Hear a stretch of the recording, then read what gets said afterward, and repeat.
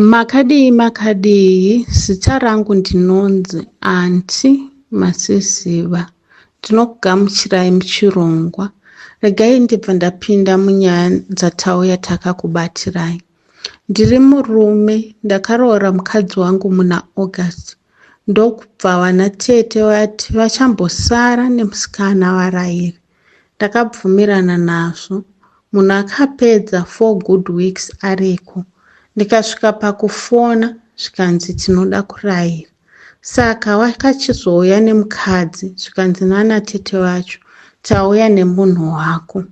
Asi tinodawo imwe mari yekuti takachengeta uye uchawana ari mhandara. Panguva iyi ndakashamiswa nazvo nekuti mukadzi wangu akanga akandiudza tichiri mukomana nemusikana kuti imhandara. Ndobva ndavati mari yamuri kutaura iko zvino handina, ndichazokupai.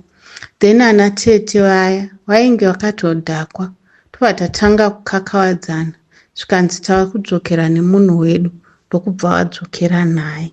Saka inini semunhu aisada zvenoise ndakazoti after 4 days ndakawana mari iya ndokutumira 150 paEcocash ndikati hunzai mukadzi wacho. Vachibva vauya naye, asi chakandinetsa pandakarara nemukadzi wacho akangonyeberawo kuchema asi aisava mhandara, raitova gomba zvaro. Apa ndakabvisiswa mari kaviri ndokubva ndabvunza kuti ko umhandara wacho wakaendepi wamaindibvisisa mari. Zvikanzi nemukadzi paya pa4 days pawakaramba kubvisa mari ndipo pandakatsvagirwa mumwe murume ndiye akandibvisa umhandara wacho. Mukomanashe, zviri kundirwadza, murimi munoita sei? Zvinotambirika here zvakadai? Izvezvi atori nenhumbu yandiri kuziva kuti haisi yangu. Mwedzi iri kutaurwa neyangu zviri kusiyana. Ndakamboudza vanatete vacho vakanditi uri kuda kuzivisisa, takakupa zvakakwana, pedzeranai ikoko. Vadiwa vateereri, regai tibva taenda kune imwe nyaya yatauya takakubatirai. Ndiri mukadzi ane makore 36. Takazvarwa mumba medu tiri 6. Vamwe vese vakapera kufa. Ini nasisi tichipo. Vabereki vakashayika. Saka ini ndinoshanda samadhumbe. Ndine mwana ane 15 years. Ndaigara naye kuno kuJoni ndokuzovaka muguta reHarare. Ndakabva ndafunga upenyu hwatakakura tichirarama. Sisi vane vana vavo 5 apa vanogara kumusha. Ndapedza kuvaka ndakatenga midziyo yose ndokuisa mumba. Zvadaro ndakatora sisi kubva parusevha ndikati wagare hawo pamba. Mind you, vana vasisi vese vane madifferent fathers. Wauya kutown ndakatorawo mwana wangu ndikati wachigarawo naye. Handaiziva kuti sisi ndisatani anofamba masikati machena. Dare ndaitumira kumusha every month grocery rine mutsindo. Hembe ndaitengera vese vana, naivo sisi ndaisaridza kufamba ndakashama kusaziva kuti ndiri kuitira mhuka. Upfu ndaitenga 50 kgs every month. Ndaitenga kuno kuSA mafuta 20 liters every month. Actually, ndaitenga zvinhu in bulk. Zvisinei, ndaiti ndikafona mwana wangu aisaratidza kufara, asi ndaingotiwo mwana. Ndakazofonerwa nevavakidzani kuti mwana ari kuita basa rekurara nevarume. Ndakashamiswa, asi handina kupikisana nawo. Ndakakwira bhazi ndikaenda kumusha hama. Ndakasvika ndokupinda mumba. Wanike mwana ari kuita bonde nemudhara vachiitira pasofa. Sisi vakatarisa. Hama, ndakapererwa. Ndakaridza mhere. Mwana ane 15 years here. Ivo vakabva vabuda panze. Apa mwana akazvitakura ane nhumbu ine 2 months. Akabvunza muridzi wayo kuti ndiani. Haazivi. Akati hanzi ndinorara nevarume vakawanda vasina makondomu mama. vakuru voti tipe mari nekuti mai vako havatipe mari. Chokwadi ndaisamupa mari nekuti ndomuitira zvose kubva mafuta ekuzora, mapefyumu. Hama dzangu ndiri kurwadziwa. Mwana wangu chikoro akaregedzeswa. Ndine depression. Ndakabva ndaenda naye kuchipatara kuti atestwe chirwere. Akabva abatwa positive. Sisi wakabva pamba. I'm short of words. Zviri kundikurira hama dzangu. Ndafunga kubvisisa mwana nhumbu. Ndotsvaga maroja. Ndodzokera nemwana wangu right now. Mwana ane maanger issues. Ndiri kurwadziwa kuti achamuvha sei neupenyu. Nguva zhinji anenge achichema. Ukamubvunza anoti hapana. Anozvivharira murumu kwema2 hours. Uchinzwa kuti ari kuchema. Help me and help my daughter Mukomanaji. Mama, nyaya yenyu inosiririsa. Regai tibva tapinda munyaya yedu inotevera. Hanzi zviri sei mukoma newedare renyu? Kune vanodzosera urombwa kwavakabva ngavandibatsirewo. Ndiri murume ane makore 40 ekubereka. Ndinoshandawo muno muSouth Africa. Mukadzi wangu nevana vanogara kumusha. Ndaive nevana 3 asi yezvino kwasara 2. Ndinoshandawo mumapurazi umu. Pandinoshanda apa, ndinoshanda naachimwene wekuMalawi. Nemurume uyu takatotanga kushanda tese pabasa apa same day. Asi iye pabasa aitirwa mafavor nemurungu. Even pay yake yakanga iri almost double kune yandaiwana. But taitoita mabasa akafanana. Asi kamudirwo kaiitwa kainge kakapfurikidza. Rimwe zuva murungu akamupa TV yake since ainge atenga imwe nyowani. After 1 week ndokupiwa futi iPhone yaishandiswa nemurungu. Ipapo moyo wakarwadza, handidi kunyeba mukoma. Ndinuyo rimwe zuva ndikamuti, iwe chimwene nyatsonditaurira. Chero zvikanzi handifarirwe nemurungu ka, but it's too much. Chimbori chii chaizvo chiri pauri iwe? Pane zvaunoita here kuti udiwe nemurungu iwe? Kudiwa kwako nemurungu ini nchisarudzwa ka? It's just not normal zvakadai izvi. Akangoseka ndokunyarara. Mangwana acho ndokundidaidza mumba make. Akanditi, sometimes ukaona usingafarirwe kana kuitirwa mafavors, unofanirwa kutenda Mwari nemudzimu wako. Nekuti vanenge vachikunzvengesa pazvimwe zvinhu. Nekuti zvimwe zvinhu zvinouya nemubayo. Hameno chakandipinda musi uyu. Ndikatomuti, aiwa mudhara, mubayiro iwowo ndiwo wandiri kutoda. Chiiko newe iwewe? Akati, ndichakusota iwewe. Chimirira nguva, usaware hako. Ndakati, ita zvinoita mudhara. Chandinongoda kungofaririkawo so panzvimbo. Kwete zvekuti vanhu vanokuona kunge usipo, iwe uripo. Akagara ndofunga 5 months before aende kuleave. Asi pese apa aingopiwa property. Isu taingodedzwa chete kana kwaita leftover echikafu. Kana kuti kune zvikafu zvawe kuda kuexpire zviya. Before asimuke kuenda, akati anoda 1000 rand. Yekuti azondigadzirirawo feso rekubvisa kusadiwa kuri pandiri. After 5 weeks, chimwene akadzoka ndokumboita 2 days asingashandi.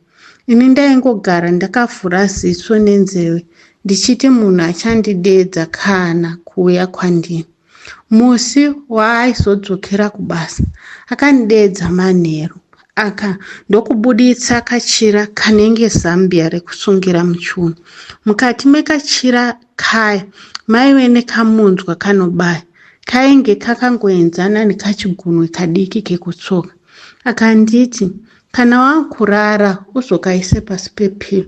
Then unofanirwa kurara wakatarisa mudenga, wakatsamira pilo iyoyo. Ndakaita saizvozvo, asi handina kunatsorara nekuti ndaitya kuti maybe ndikazotarisa rimwe saidi ndaizokanganisa zvinhu zvacho. Ndakamuka makuseni ndikatarisa kamunzwa kaya wanike kainge kasisipo. Ndakabva ndabvunza mumwe wangu kuti ko ndeipi iyi? Akati usawara, zvakutoshanda so. Kubva ipapo ndakatanga kurota hope. Ndiri kurope ikoko ndaimhanyiswa neni, hameno kana muchinzwisisa. Ndaidzingirirwa nemunhu ainge akafanana neni, asi inini ndaitozviona kuti inini ndini ndiri kumberi. Ndaizoti ndawe kutanga kunetsa, munhu uye obva amhanya, obva ajambira mandini, towa chinhu 1. Kana tava chinhu 1, ndaibva ndawedzera kukura, totanga kufamba tichienda kumusha pane mukadzi nevana. Ndobva ndasvika ndofemedza vana vangu vakarara, hope dziye dzobva dzatopera. Ndakamubvunza zvakare kuti hope idzi bohe here nehope dzandiri kurota idzi? Akati zvaakutoita. Ndokuzotanga kurota gotwe rangu richimhanyiswa musango neni, asi ndaiva ndisirini. Chiri chinhu chiya chine mufananidzo wangu. Chimunhu ichi chaiti kana chasvika pamwana chobva chatanga kuseka nezwi rine maungira, chobva chadhisapiya hacho. Mwana obva asara akabata musoro achitya. Akanditambudza kuti chii chaizvo. Panguva iyi murungu akabva ati akuda ndishandire mumwe mukwasha wake. Kubva pa2,200 kupinda pa5,000. Makore iwawo imari yainge yakawanda. It was a dream come true. Because chero achimweni ndakabva ndavadarika. Chikafu ndaitengerwa futi chepamwedzi. Ndakafara. Achimwene uye akati, handi ndakakuudza. Ndaakubasa kunyuwani kuya. Hope dziye dzekudzingirirwa kwemwana wangu gotwe dzakaramba dzichiuya. Rimwe zuva mufoni makapinda meseji kunzi mwana arumwa nenyoka, asi amhanyiswa kuchipatara. Hanzi gumbo rainge rarumwa raita black rese endi nyoka yacho haina kuoneka. Zvinonzi mwana aitamba panze nevamwe vana vekunext. Ndokuti nyoka nyoka yandiruma. Vakuru vakabuda vakamhanya, but havana chavakaona. Even vana vaitamba navo vanoti hapana chavakaona. Ndakazorisivha call kunzi mwana ashayika. Ndini uyo kukumbira murungu. Ndakamhanya kumusha kunoita body viewing. Mwana ainge akaita black mwiri wese. Takanoviga mwana ndikazodzoka kuti ndiwane kushandira mhuri. Pabasa murungu munyowani akaredusa pay achinditi am overpaid nekuda kwetype rebasa rangu randiri kuita, plus nenguva yandaishanda yaive shoma. Ndanga ndogara ndichitukwa. Ndakazonzwa nevamwe machinda kuti achimwene akatopiwa mota nemurungu because ainge atenga imwe, achitoti pay yake yakawedzerwa. Ndikati regai nditaure naye ndimuudze kuti zvinhu hazvina kumira mushe. Mwana akafa, but haana kupindura mameseji angu. Now ndaane mubvunzo kuti haana kuromba neni here munhu uyu. Handiye here akauraya mwana wangu. Kusapindura kana ndichitaura naye pane zvandakamutadzira here. Ana achimweni tinowaziva nembiri yekushandisa vanhu. Iye zvino mari yangu inongoshayika mumba zvandisinganzwisisi. Ndinongofungira kuti ndiye akandishandisira mari yandakamupa iya. Zviri kugara zvichindinetsa. Kuti wai mwana akarumwa nenyoka yekuti hapana kana akaiona. Kana mudzimai wangu hatombozive nezvenyaya iyi yekuti ndakapiwa kamunzwa. Ndofunga chatova chikwambo chake. Nhai mhuri yeZimbabwe, ndodiniko?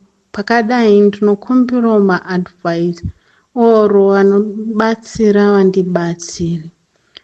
Zvakangooma hazvo. Inyaya inosiririsa. Regai tibva taenderera mberi neimwe nyaya yatiinayo. Ndakaunza mumwe murume kuno mhiri nekuti murume wangu akura. I'm 35 years old. My husband is 62. I got married 5 years ago nemurume wangu wandiinaye uyu. But this is not my first marriage. Ndakamboroorwa pekutanga, asi murume wangu was childish. Not kuti aihura, asi aingove nekamwe kauno kevana vadiki kekuti aigona kuti chitsvambe obva atiza, kana ukamudzingirira obva ati ndaloka uchakwanisa kundidzorera, kana kuti akaona njiwa oti one for sorry chichi. Zvaibhohwa ini. Kana pataizopinda muimba yemukati, pfungwa dzangu dzaitove kure nekuti ndaitoona kunge ndiri kurara nemwana. Zvimwe hameno ndo rudo rwacho here. Takasiyana hedu pane mwana 1. Ndatoona kuti handingatombozvikwanisi. Ndipo pandikati regai ndimbozamewo madhara ane maturity uyezve agara nebasa. Ndakapinda murudo nevamwe baba ndichiri kuSouth Africa, ndichizonzi ndidzokere kuZimu, vachizonditora kuya kuno kwatiri. Handichataura hangu neZita. First 3 years taive neclick pazvese, asi nekufamba kwenguva zvakatanga kuzongochinjawo. Mumba yemukati ainge atova ma1 zvokuti ndainge ndakuti kana ndikasavashandira inini hapana zvaimboitikaba. Ndakaona kuti pano ndikapusa inofa kwangu. Saka manje ndichiri kuZimu ndaive necrush yangu, and he is 2 years younger than me. And hatina kumbobvira taregedza kutaura tese pafoni, even pandaive Joni. And ndichiuya kuno aitondinetsawo kuti ndimutore ambouyawo kuchando. Saka zvakandiitira izi kuti ndizowane umwe munhu aizondifadza. Ndakazomubvunza if he was willing to come, but it will be under my terms and conditions. We agreed on everything. Ndikamugadzirira zvese kuti auye kuno. Ndakamutsvagira pekugara pakanaka. Izvezvi ndagara hangu bo nebarika rangu. Tangomirira kuti chembere yangu ife, then toenderera mberi hedu neupenyu. This is my secret.